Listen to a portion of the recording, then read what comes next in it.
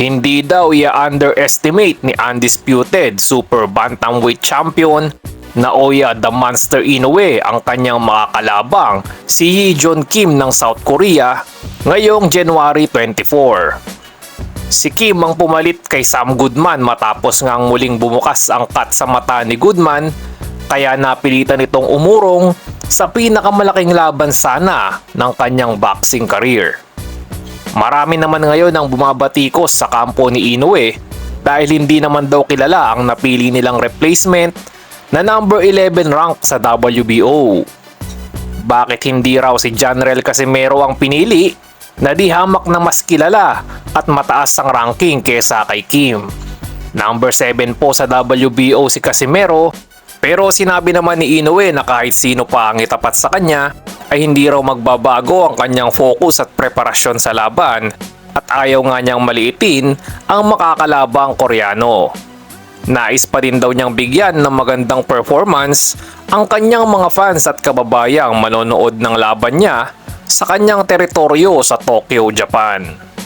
Isang mega fight naman ngayong Setyembre ang magaganap sa pagitan ni Unified Super Middleweight Champion Saul Canelo Alvarez at former undisputed welterweight champion Terence Bud Crawford. Parehong nag-agree na ang dalawa sa bakbakan na ito at ang official release na lang ang inaantay upang formal nang selyuhan ang pinakamalaking laban ngayong taon. Parehong nasa itaas ng pound for pound rankings ang dalawa at matagal na nga rin pinag-uusapan ng kanilang superstar showdown na sa wakas ay matutuloy na rin. Sinabi ni Crawford na handa raw niyang gulatin ang buong mundo at hindi raw siya nangangamba kahit 2 division pa ang kanyang aakyatin mula sa kanyang kasalukuyang junior middleweight na timbang. Hawak ni Crawford ang malinis at impresibong 41-0 win-loss record with 31 wins by way of knockout. Samantalang si Canelo naman ay may 62 wins, 2 losses, 2 draws with 39 wins by way of knockout.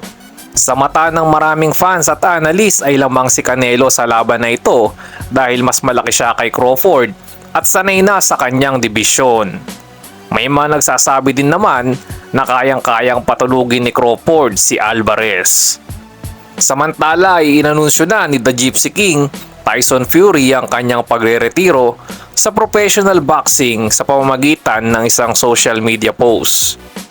Si Fury na may 16 na taong boxing career ay naging multiple time heavyweight world champion at kabilang sa kanyang mga tinalo ay sina Vladimir Klitschko, Deontay Wilder at Derek Chisora.